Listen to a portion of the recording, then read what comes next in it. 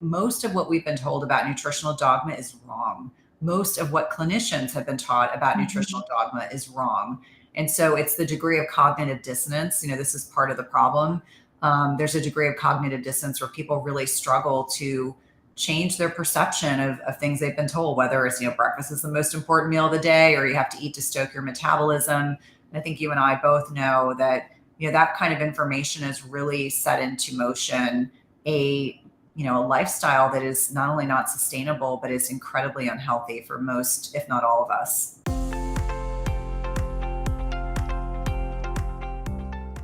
Hey everyone, welcome back to the Reshape Your Health podcast. I'm your host, Dr. Morgan Nolte, and today we have one of my favorite guests, Cynthia Thurlow.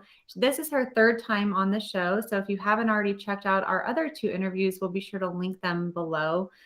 She's a nurse practitioner and intermittent fasting expert for women, and her book, Intermittent Fasting Transformation, IF45, comes out either right before or right after this interview goes live. I was lucky enough to get a little pre-copy of that book.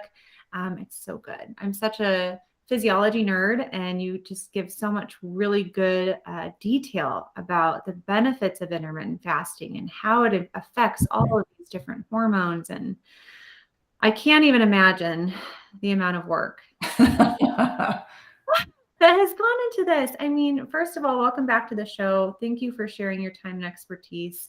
We're going to dive into some nuances of fasting today, especially some of the biggest myths and some fear mongering around fasting. And I'm just so excited. I love connecting with you. Thanks for being here. Yeah, absolutely. Such a pleasure to connect with you again and connect with your audience. And you bring such amazing value in your podcast and your YouTube videos. And so I know that I speak for everyone who watches your content, that it's nice to see things kind of evolve. I've watched your business evolve over the last couple of years, which has been really exciting.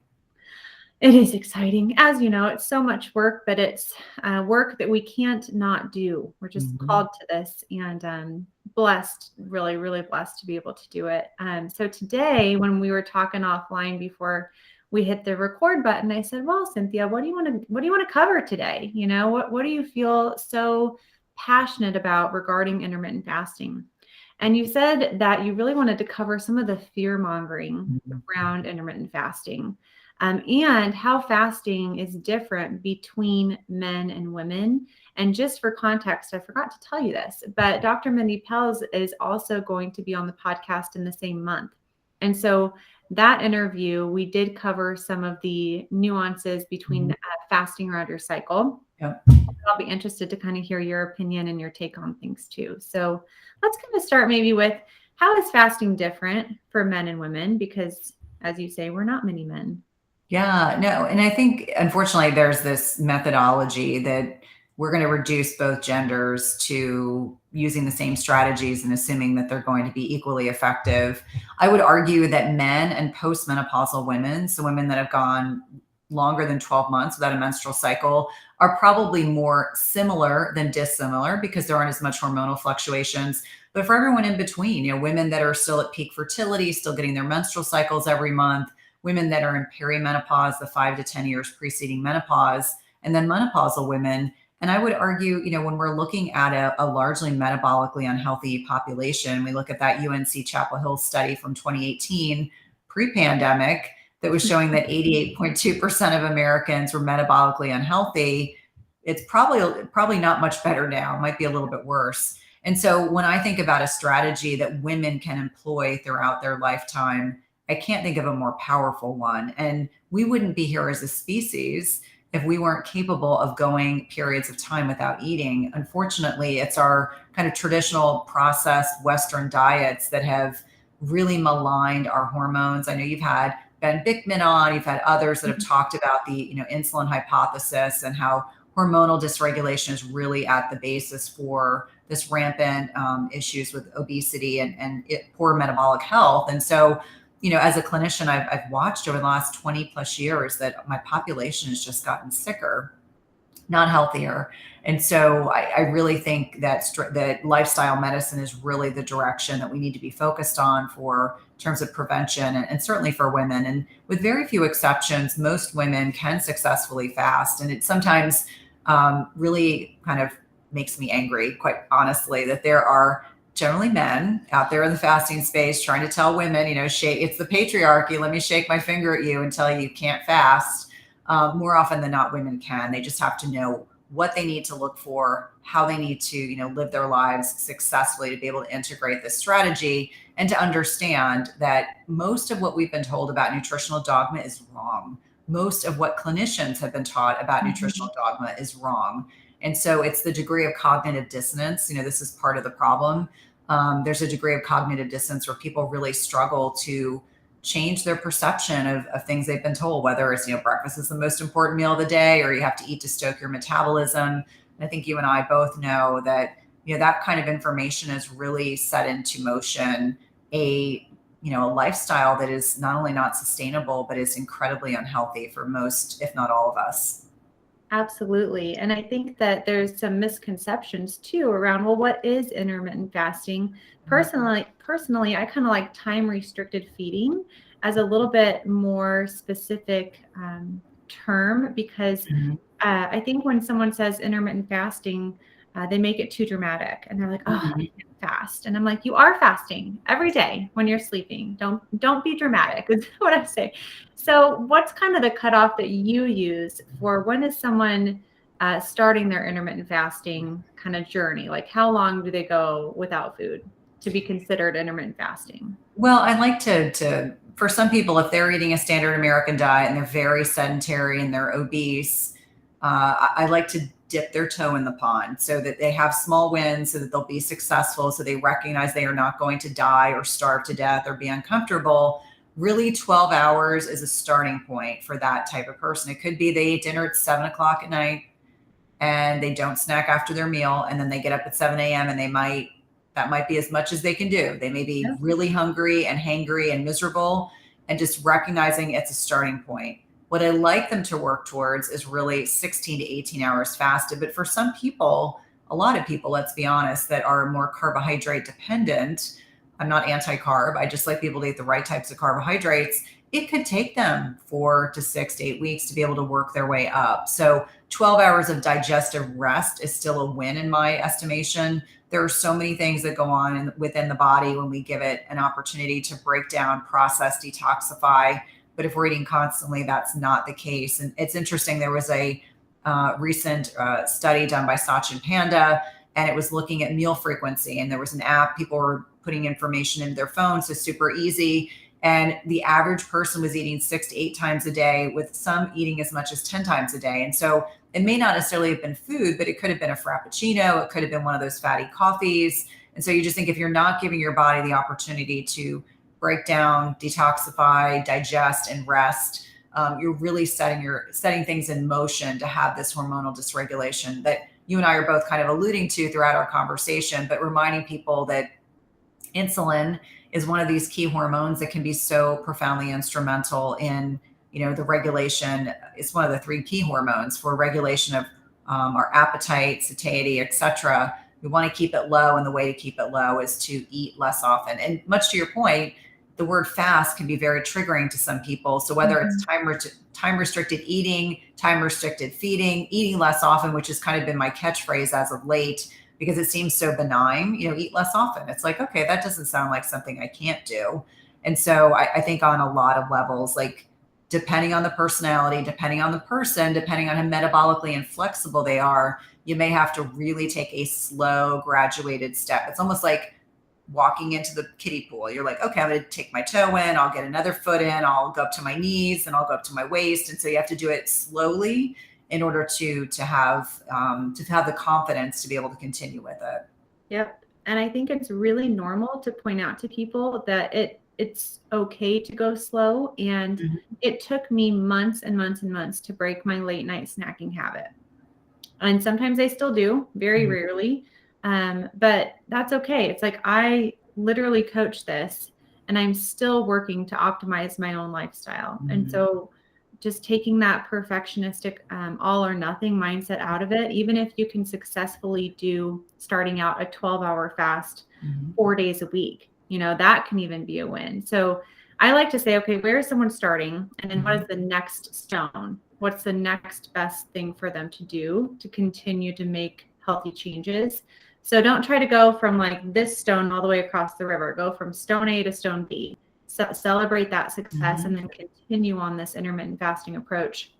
One thing that I think is kind of eye-opening as of late is, and this is based off of conversations with one of my best friends who struggled with eating disorders much of her adult life and is finally figuring it out. And she was very fearful of intermittent fasting because in that eating disorder world, they say you can't, if you're fasting, that's restrictive and that's going to trigger you to want to binge. But then she actually just gave it a try and she prioritized protein and she just started with that baby intermittent fast, maybe 14 hours, 15 hours. Lo and behold, she wasn't dealing with those blood sugar swings as much and she was starting to lose weight and she was just feeling really good. And she's like, I think that she was probably a little bit disillusioned, by all of the education that she'd received that intermittent fasting was unhealthy. And I think that's some of the fear mongering. So that's just one story. And then another story recently is one of our new members is a nutritionist, and she was taught that intermittent fasting was unhealthy because it actually stressed your body out. And but then after just a month of kind of implementing a lower carb intermittent fasting lifestyle, she was seeing amazing results. Like her pants were fitting better, her face was less puffy, she had more energy throughout the day, she slept better at night, and she had less PMS symptoms after 1 month. And so it's like sometimes you just have to get over that fear. And I think educating people that it's okay, it's healthy, it's desirable, giving them some proof to, it's almost like, well, I don't quite believe in myself yet, but I believe that their results were real. So let me give that a try. That can be really helpful. But to me, it's like knowledge is power. And you put so much good knowledge in your book. And it's like, if someone else is kind of nerdy like me and they want to know why they should be doing this, get the book, because the gut health stuff in there was amazing. I'm like, dang it. So interesting. The hormonal benefits. So interesting. So let's talk a little bit about that fear mongering in the intuitive eating world, and maybe other areas if you are aware of any, but specifically for that, what are your opinions there? Yeah, I mean, I think intuitive eating is obviously that's a goal for a lot of us. We want to get to a point where we can lean into what our body's telling us, what types of foods it needs. But we have to also closely examine people's relationships with food. I didn't grow up being an emotional eater. That's just the way that I was programmed, probably innately who I am as a human being. But I had a mom that was an emotional eater, and I could see what would happen when she would get stressed. And then I went on to have college roommates and, other roommates, and then just be around people that would disclose, the ups and downs of their lifestyle and how they would utilize food as I don't want to use the word crutch, but they would utilize food to feel better. And so I'm very sensitive to when people say like, mindful eating doesn't work for me. And so what that generally speaks to is you have to deal with the uncomfortable feelings that you're experiencing. There's an amazing colleague of mine, Dr. Joan Rosenberg. And so she talks a lot about uncomfortable feelings and that people try to hide or suppress uncomfortable feelings with a variety of things. It could be food. It could be, extramarital relationships. It could be drugs. It could be alcohol, etc. And so I think really kind of leaning into, what is at the impetus for people not being able to mindfully eat, and then also acknowledging that it's not just unresolved issues that we might have, within our personal and professional life, that it could also be, do we have an underlying gut infection? Is there some hormonal dysregulation going on in the body that's not allowing us to crave good, healthy foods? Instead, we are craving, highly processed, hyperpalatable foods. I think it's important. I'll give an example. I have several women that work with me, and those that have candida infection, so a fungal infection in the gut, they're going to struggle more with the concept of mindful eating as well as having a lower carbohydrate diet, because the imbalances in the gut microbiome are driving the food cravings. And I think once that realization is had, people go, oh my gosh, this totally explains. I feel so much better knowing that now it's not mind over matter. It's that I have an imbalance that has to be addressed. And once that's addressed, then I can successfully go on to be able to hit those satiety cues, to be able to understand that, we want to focus on protein. We want to lean into what our bodies are telling us, whether it's I'm craving more protein because it's around my menstrual cycle. I'm craving a little bit more starchy carbohydrate at a certain time, maybe when I'm more physically active, or maybe I just have days where I crave certain types of vegetables, like really leaning into that and allowing your body to indulge in healthy foods. And then, really leaning into those satiety cues. So I think there are a lot of things that can impact how people have a relationship with food. The concept of mindful eating may not be something that many people have experience with. I think people are fascinated by it. They want to use that as a goal. That's something they want to look forward to, but there may be things that have to be worked through first before that can be a successful strategy. And you mentioned the fear mongering.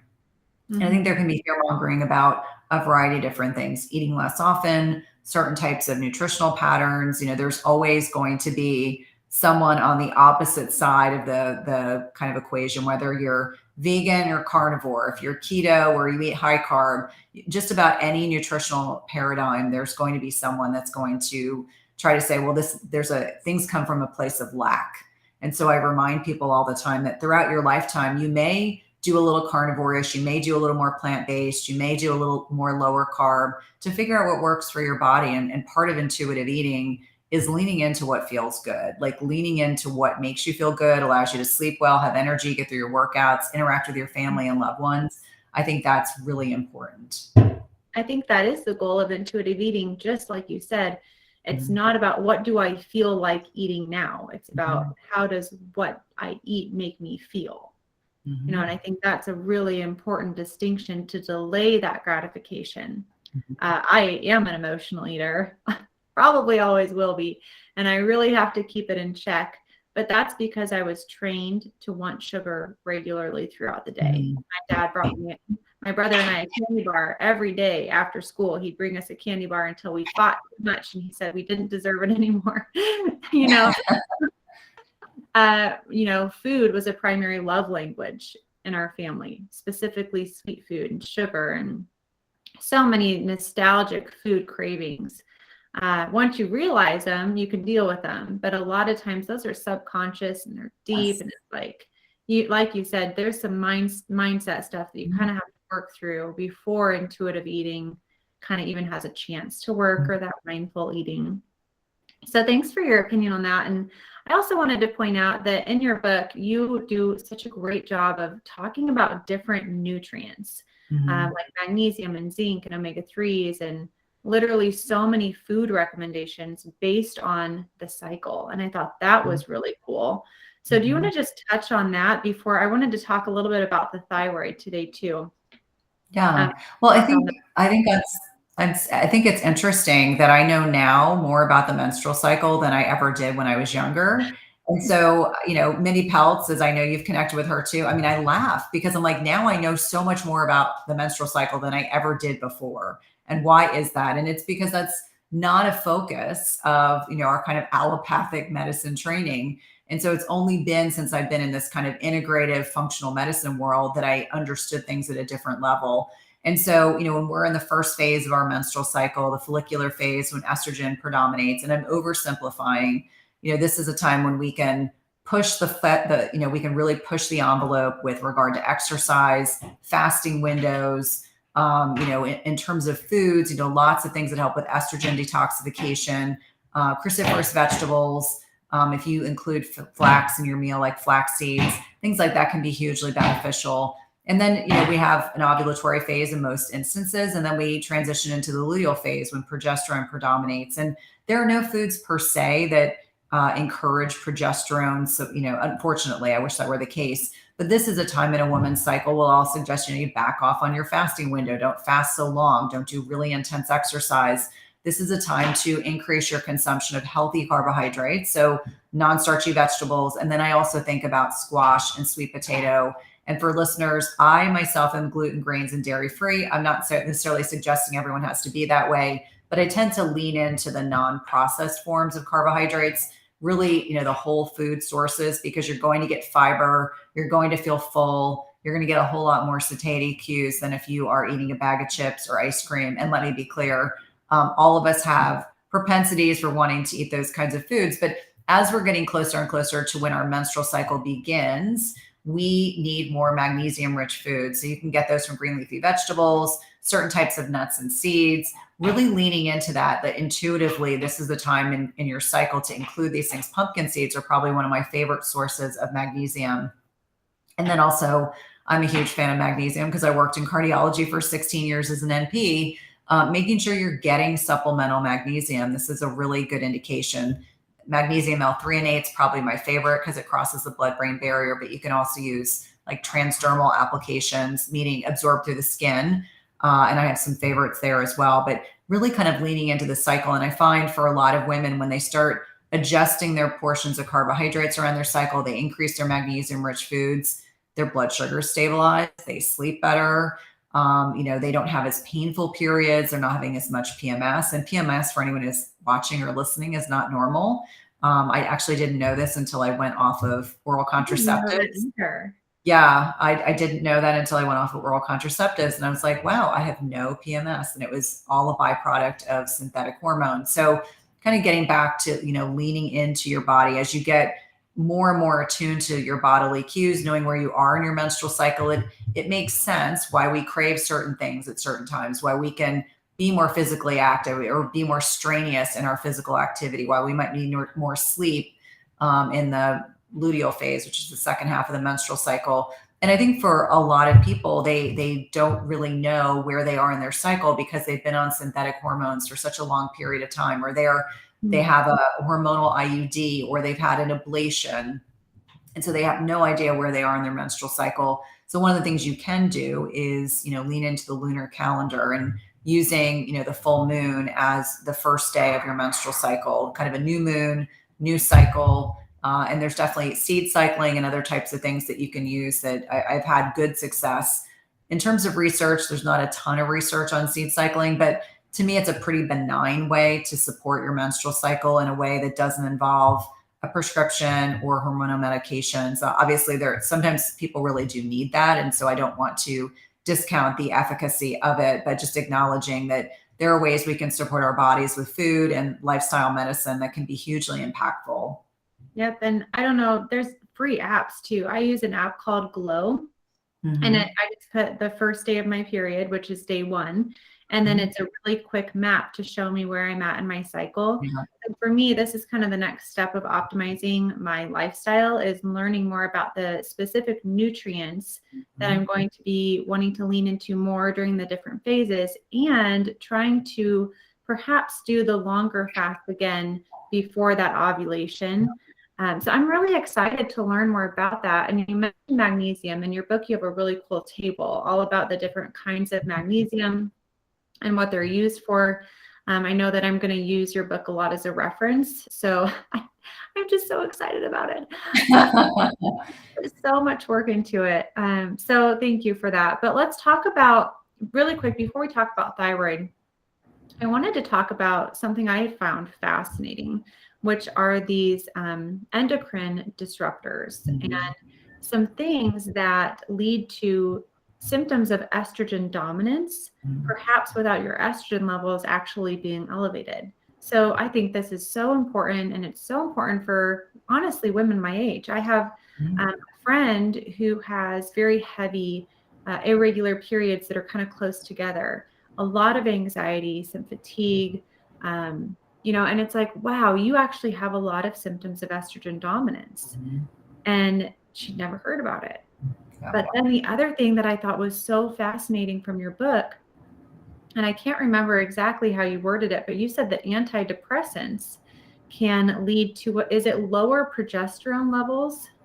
Is that how it is, maybe? Yeah, I mean, they definitely can play a role. And I think anytime we're taking prescription medications, we acknowledge that there can be a downward effect on our hormones. And so I think bringing up endocrine disrupting chemicals, and for anyone that's listening, this impacts men, women, children profoundly. We have endocrine disrupting chemicals in our environment, in our food, and our personal care products. So I always say, if you're really trying to slowly wrap your head around all of this, pick one area and start to think of cleaner opportunities. Like, for example, drinking out of plastic water bottles. There are a lot of plastics that are inside that leach into your water that you then consume. So you never want to leave a plastic water bottle in a car so it gets hot. Mm-hmm. You don't want to wash plastic water bottles. In fact, we only have a few in my house, and therefore when my husband rides his bike outside, because he's so paranoid to carry glass in case it breaks. But just as simple as not using a lot of plastics or trying to get rid of plastics in your environment. A lot of the personal care products, could just be shampoo, could be deodorant, could be lotion that you're rubbing all over your body, or soap that you're using, detergents. I mean, it's really a downfall effect. And it's interesting. There's very little regulation in the United States. In fact, we're one of the most poorly regulated countries in the world in terms of chemicals, comparatively to the EU and Canada, where there are over 1,500 ingredients that are banned. Here in the United States, it's less than 100, and it was probably 38 until about 5 years ago. So really, there's a lot of protection for the industry and not as much for consumers. So it's really up to us to ask the questions, and then really thinking about, where we're sourcing our food from. Again, this is an overwhelming topic for a lot of people to wrap their heads around, but it could be as simple as, go to the local farmer's market and, purchase fruits and vegetables that haven't been exposed to as many insecticides and herbicides, or, having one day out of the week where you're consuming grass-fed or wild-caught fish or meat, or buying pastured eggs where they're not kept in tight places. And when you're looking at the quality of a lot of these products, you can really differentiate. Like I always say, look at a pastured egg versus a regular conventional egg, and the egg yolk's really bright. They're very filling. I just really encourage people to get educated about these kinds of issues. I mean, the other piece is, when we talk about what endocrine disrupting chemicals do, they offset the receptors for hormones. So the hormones that should be supporting our bodies in positive ways are unable to properly find their receptor site and be able, it's like a lock and key, but instead you have this toxin that's sitting in that receptor site. And so estrogen dominance is just one symptom. A lot of it can be weight gain. It can be a lot of, cognitive issues, sleep issues. What's interesting to me is that I just interviewed Lara Adler, and she is a toxin expert. And we were just talking about water as one example. I brought her on to talk a whole episode on water. And one of the things that she said was, most municipal water does a decent job filtering out some things, but they're not filtering out hormones. So when we take oral contraceptives, we urinate into the toilet, we flush the toilet, it goes into the water supply. We are all being exposed to the contraceptives people are using, or if someone is, taking any type of hormonal medication, we urinate into a toilet, that gets exposed to the water supply, because most municipalities are not filtering out hormones. So if you think it's not a problem, it is definitely something that you want to just be mindful of. If you do nothing else, make one change. I'm not suggesting anyone go out and change everything. It's overwhelming. I think the last thing I switched out in my personal life was my deodorant. I remember thinking, oh, there's just no way I can get through rounding in the hospital and not have my super expensive prescription deodorant, antiperspirant. And then I realized, our bodies are meant to sweat. Mm-hmm. We're not meant to not sweat. So antiperspirant in and of itself is not an optimal choice. But I think it's such an important topic. And I think it's one that still is not discussed enough. And when we talk about estrogen dominance, I've already kind of alluded to some of the signs, but for a lot of people, they don't realize that they're estrogen dominant until they're in middle age. So perimenopause is when it can be pretty apparent, very heavy periods, weight gain, breast changes, etc. Obviously, it's always helpful to do testing. I like the Dutch test to kind of see how we metabolize estrogen, but also doing serum lab testing can be hugely helpful. And then working with a practitioner who understands how to unpack, if you will, how to, get your hormones better balanced and get you feeling better. Absolutely. Well, I know for me, not the last thing, but the most recent thing I did was update our Tupperware. So we got the glass instead of the plastic. But there's a lot of things I still need to update. We just haven't run out of the product. I'm trying to not stress myself out with my language, like Right. to, should, have to, need. But it would be nice to update my makeup, my shampoo, my soap, my deodorant, all of those personal care products that we buy in bulk from Costco and last a year. Yeah. But I'm going to get, better ones next time. And I think that that's okay to just take your time. Next time you buy like a cleaning product or a water bottle, just consider, how is this going to impact my health? I'm curious with the guest that you said, with how they're not filtering out hormones from the water. What did she suggest to really optimize our hydration? Yeah, I mean, the best thing that she recommended was to get your water tested, because she said, I get asked all the time, what's the best water filter? And she's like, I don't know what you need. And I think that's such a great piece of information. And so what's interesting to me is that, we moved from one part of the state to another, and the needs of that we have here are very different than where we were before. Sorry, there's someone there. They're fixing some flooring right above my head. I didn't realize they were. That's okay. It's your new house, right? Yes, it's a new house. So I think, so you want to get tested first, and then that can help people determine what, do they need a carbon filter? Do they need reverse osmosis? I drive my husband crazy because we left a house where we had a whole filtration system to now we're waiting to get our water tested, which is, based on Lara's recommendations. That's then allowing us to kind of see like, what's the next step? What makes the most sense? Yeah. Because the one thing that people don't realize about water, we think about, it's just the stuff we drink or wash our food in, but it's the stuff you wash your clothes in, you take a shower, it aerosolizes all the chlorinated air. And much to your point, we can't worry about everything. So I say good, better, best. Like, you do the best with what you can right now. And so maybe it's once every 6 months you make a big change, but the understanding that the first piece is really figuring out like, what are the needs of your unique house or condo or apartment that you live in. Getting the water tested is really the first step. And then from there, she has lots of great resources on her website. Good. Well, I know the other thing I wanted to touch on today was this molecular mimicking, which kind of plays on these EDCs or endocrine disrupting chemicals. But this specifically came from a client who has Hashimoto's, which you're familiar with. So she's gluten-free, she's dairy-free, she's also a vegetarian. She does eat eggs as a source of protein, which is great. And she's eating soy products like tempeh and different soy products for protein, because she doesn't want to eat meat, which is her prerogative, and that's fine. I think that everyone's opinion there is different. I eat meat. I'm an animal-based person. You eat meat. So she's kind of in a pickle there. What's your opinion on soy and thyroid and that molecular mimicking?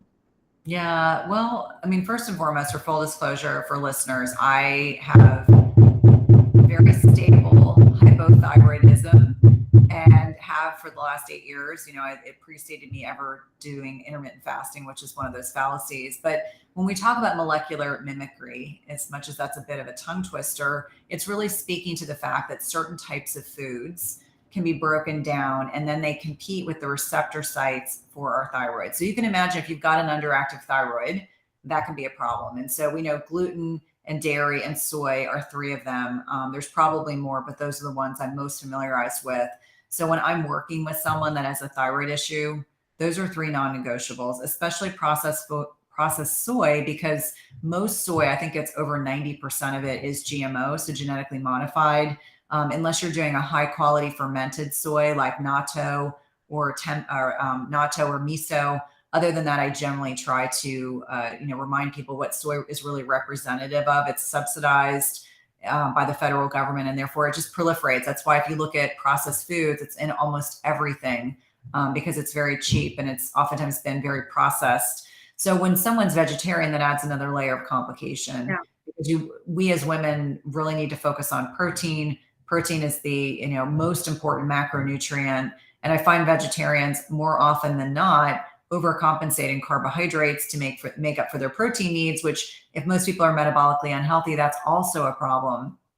So really encouraging these types of clients to have eggs or even some, mild fish just to get their protein needs met. But it is certainly a challenge. But I think when you really explain to individuals that are being treated for an underactive thyroid that have an autoimmune issue, we know they've already got some degree of gut microbiome instability.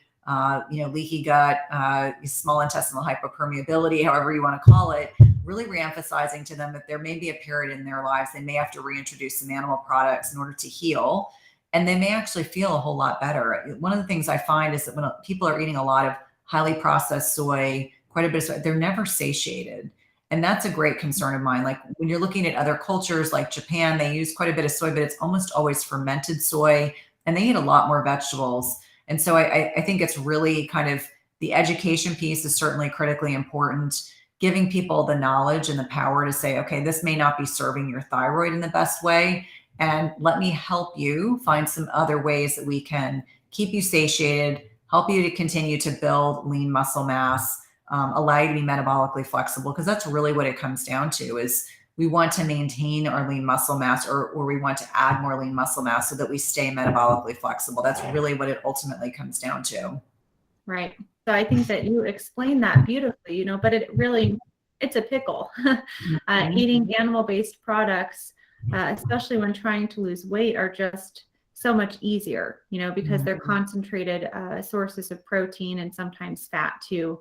But I think that it's encouraging to know there's always a solution. I like Marie Forleo. She says everything is figure outable.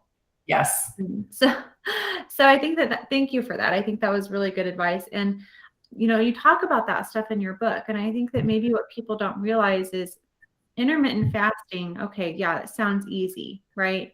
But that's not all that your book covers. It covers different nutrients that you need. It covers, oh my gosh, I love how you talk about sleep and stress. And I think that's kind of where I wanted to wrap this up, was the fear mongering that intermittent fasting is unhealthy because it increases stress. And it does. And that's the hard thing. It's like, yeah, it is a hormetic stressor. But how do we know, when is it good, but then when is it too much? Yeah. I mean, I think that's a really important question. And it's one that I leave women with all the time, is that hormetic stress is a beneficial stress in the right amount at the right time. So for each one of us, that may look completely differently. You may not be fasting while you're pregnant and breastfeeding. You may not be fasting after an illness, or you're going through a bad divorce, or you're moving, because it's just too much cumulative stress. And I would argue women north of 35 and 40, you have to be even more mindful of your stress management. Like what I got away with in my 20s and 30s, I thought nothing of it. It was no big deal. I look back now and I laugh. I'm like, I was pushing the envelope in every direction. So I think it's really important for women to check in. What's your sleep quality like? If you're not sleeping through the night, please don't fast. Fix that first. Stress management has to be something you work at every single day. For me, a lot of it is connecting to nature and exercise. And my whole family knows I'm a grump if I don't get to exercise. So for me, it's identifying what are the things I need to do. I'm not a great meditator, but I make sure I meditate every day. I make sure I find joy in doing something. And I'm a big reader. In fact, I read a lot. I'm a prolific reader. And now that my kids are a little older, I can do that again. But finding joy in small things, expressing gratitude, even if it's just articulating it. My husband and I text each other every morning and express gratitude for one or two things. It could be something simple like, thank you for taking out the garbage. I mean, it could be that mundane. After being together for 20 years, sometimes you're just grateful that they take out the garbage. But it's also acknowledging that, exercise in the right amount, not overdoing it. Like I see far too many women that over exercise. They're doing CrossFit 5 days a week. And they're like, I don't understand why I'm not losing weight. Well, your body thinks you're running a marathon and you can't get away with that type of exercise. Like you need something restorative. You need something that is less stress on the body. Also thinking about anti-inflammatory nutrition. It's not sexy, but let's be honest. What are the most inflammatory foods? We've talked about some of them: gluten, grains, dairy, soy, alcohol, and sugar. And so sometimes removing foods that no longer serve us can be hugely impactful. In fact, I am seeing a new integrative medicine doc, and the first thing he said was, I think your thyroid antibodies have never been positive because you've been gluten-free for 10 years. And I said, okay, well, that makes sense. But the point being, these are choices we make. I choose to remove this from my diet because it no longer serves me. I was never a big drinker during the pandemic. We're not doing much socially. So, I didn't really drink alcohol. And then I got to a point, I was like, it's the only thing that gives me hot flashes. It's the only thing that impacts my sleep. So I'm just going to remove it and I'm much happier. But it has to be what works for you and your lifestyle. And I think on the other piece is acknowledging that if you are a very lean woman If you are still in your peak fertility years, you have to fast differently than a menopausal woman fasts. You have to fast differently than a perimenopausal woman would fast. And so acknowledging where you are in your cycle of life is really, really important. But yeah, the fear mongering is not something that I embrace. And I would actually argue that with the degree of metabolic inflexibility we see here, it's really something that most people, just eating, even if you do 12 hours of not eating, that's going to have huge net impact on your health. And in fact, it's someone, I got a DM the other day, I think on Instagram, and the woman said, I watched your talk and I was so inspired. I started fasting. I didn't even change my diet and I lost 30 pounds. Like, she didn't do anything other than just not eating for 14 hours out of the day. And all of a sudden she lost weight. So imagine how much more improvement she will see when she starts changing some of the nutritional habits that she has. But acknowledging, and I'm sure you feel the same way. Most of what I was taught in school was wrong. Yep. Most of what I taught my patients in the beginning was wrong.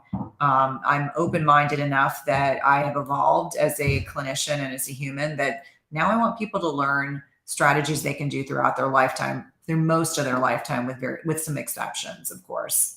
Yeah, I think it's important too. You talk about in the book how the gut can change through menopause. Right now I tolerate everything. I can eat anything, but I'm mindful that as I age, I may have to start making some changes, and I'm going to pay attention to my body, pay attention to my symptoms, and understand that my gut health will change as my hormones change, and that I might not tolerate things in 10 years that I tolerate now.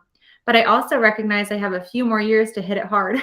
Yeah. Well, and I think it's important to be encouraging. I think, I never, ever had problems with my weight, not even after 2 pregnancies, with a demanding job. It wasn't until I was in the beginning of perimenopause that all of that changed. And I think on so many levels, it's because I'm like a detective that I kept saying, I refuse to accept that, I would see my well-meaning doctor and they would say, well, maybe you just need to accept that it's your X age and this is just the way things are. And I said, absolutely, positively not. I don't even embrace that. So for people that are watching, irrespective of, what life stage you're in, there's always a reason for why you feel stuck. And there are definitely lots of different ways to look at things. I think it's important for people to understand, however, that, the mindset is the most important aspect of all. Really, truly, fervently believing that you have the power to change, that you have the ability to impact tremendous change in your life, and, to walk away and feel